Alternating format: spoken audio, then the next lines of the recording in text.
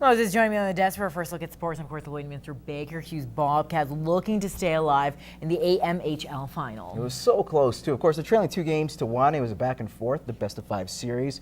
You look at the Red Deer Chiefs, very tough. And, of course, the Cats hoping home ice would do the trick, considering both teams have won on home ice. Austin McGrath in for the Cats, while Jaden Sittler manning the cage for the Chiefs. 6 to go in the first. Cats scrambling in their own zone. Ross Height will slip past the D and rips one past McGrath. And the Sittler family very happy. Chiefs up 1-0. Now just 11 seconds to go in the first. Cats can't clear. Lane Bensmiller picks the pocket and will drop it off to Andrew Nielsen as he gets around to the other side. He'll find a streaking Tyler Steenbergen. He goes high glove and in. Chiefs up 2-0. Now fast forward to late in the third. Chiefs up 3-0. Bobcats net empty, and the Chiefs add the exclamation point. A disappointing finish for the Baker Hughes Bobcats, 4-0 the final. Red Deer are your 2014 Midget AAA provincial champions once again. Here's Bobcats head coach Cole Fisher with post-game reaction. We didn't really have it today, especially those first two periods.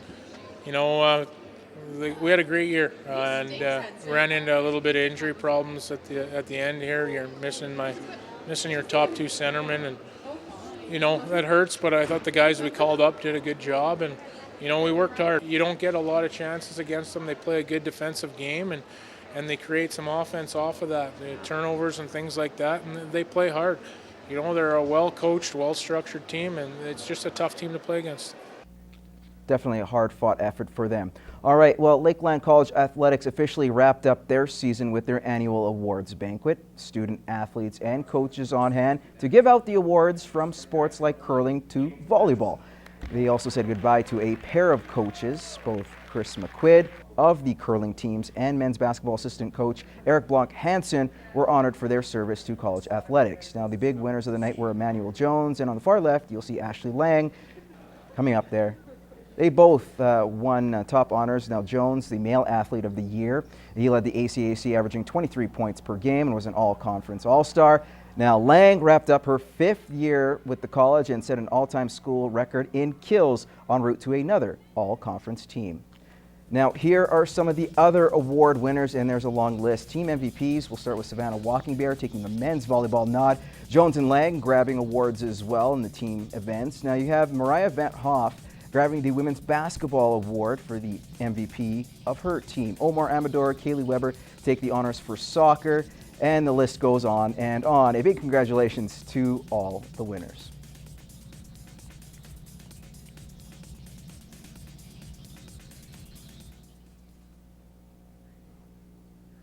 All right, and in the AJHL, the division finals are set in the North Final. The Fort McMurray Oil Barons travel to Spruce Grove to take on the Saints. The Mob have won 4 of the 6 meetings this season. And in the South, the Brooks Bandits host the Drumheller Dragons. The Bandits taking the season series, winning 5 of the 6 contests. Both games get underway at 7 o'clock. All right, for fans here, it's truly hard to find a diehard Expo fan. Of course, we are in Jay's territory after all. But we did manage to talk to a pair who have ties to the border city. Now, Stacy Walker was a huge fan of the Expo, so much so back in 1994 he saved up every dollar he had to watch the best team in baseball. Because I had 7-game package, they gave me tickets right through to the World Series. All of this 6 rows up from the Expo's dugout. So we're the best team in baseball. You know, the best outfield, which was my position, you know, so I was so excited to see Moises Alou, Marquise Grissom, Larry Walker. And anyway, so then all of a sudden, boom, they announced the strike, season canceled. The only good thing was I got my money back. Well, former Newcap sports director and current radio personality in Edmonton, Reed Wilkins, grew up as an Expo fan, and he recollects when they were the top team in Canada.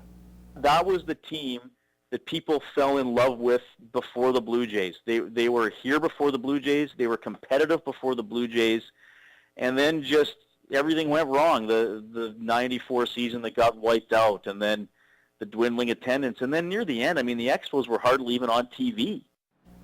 As for a possible return to baseball in Montreal, I talked to Jonah Carey, who just wrote a book, Up and Away, about the Expos this week. And he said the probability of the Expos returning to Montreal has gone from impossible to highly unlikely. So it's one of those things. So you're saying there's a chance.